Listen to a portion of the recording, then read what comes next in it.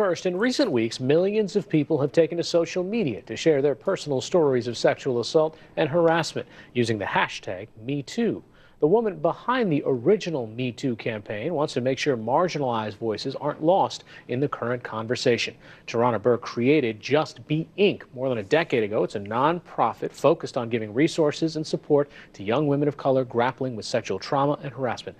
Tarana Burke, welcome. Thank you. First, why did you start this 10 years ago? What was behind it?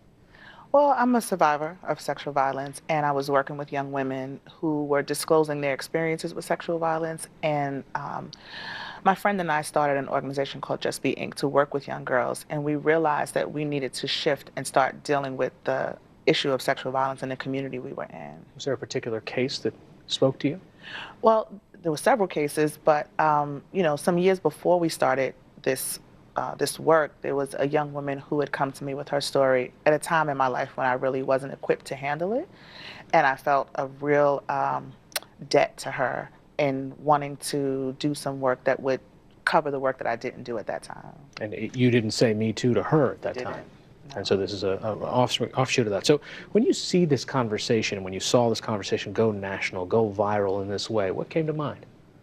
Well, at first I wondered how our work would be uplifted in that moment, right? And I realized that I needed to insert myself in the conversation for a few reasons. One, to make sure that the marginalized voices I represent weren't erased, but also to provide people some context for the use of Me Too.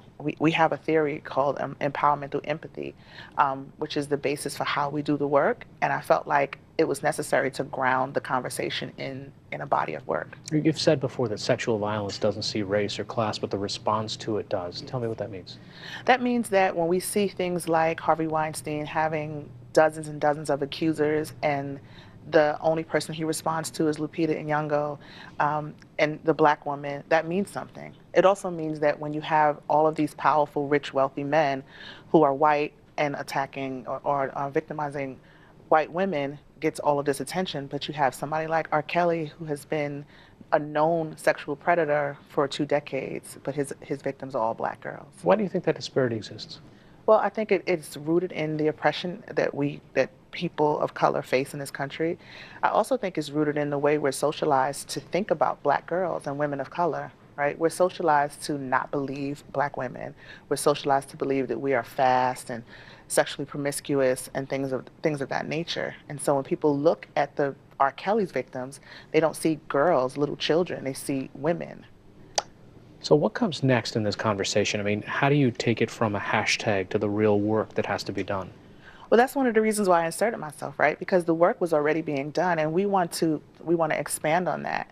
I think what we've seen over the last month is mass disclosure across social media, and as much as that is empowering, it is also problematic in some ways. People don't have a way to process. People don't have a way to think about what happens after they disclose their experience with sexual violence.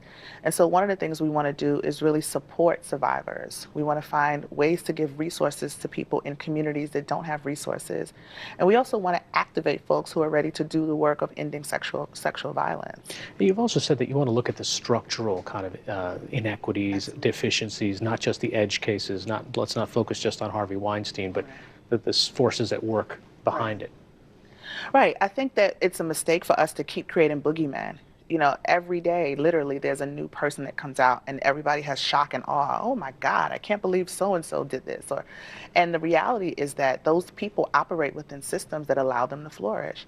When we look at patriarchy, when we look at capitalism, these are systems that are in place that allow men like Harvey Weinstein or Bill Cosby or even R. Kelly to exist, because people are more invested in those systems than they are in human dignity. But what's necessary, especially by men? You know, men keep asking that question.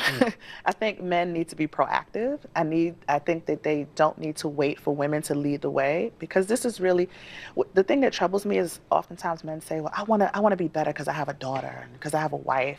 And really it should be, I want to be better because I'm a human being, and I recognize that women are human beings, and I should be honoring their dignity and their humanity, not just because I'm connected, have a familial connection. So men need to be proactive. They need to do research. There are tons of organizations who help men understand patriarchy and privilege, and they need to start dismantling those things. You know, speaking of inserting yourself in the conversation, there's a piece of legislation on Capitol Hill right now that has the title, Me Too, in the title. Yeah.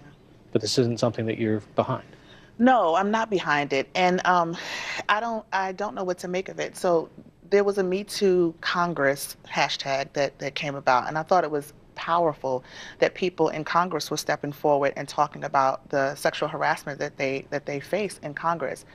But the way this bill is being framed, I think people are thinking that this is something for survivors of sexual violence across the board when it's not.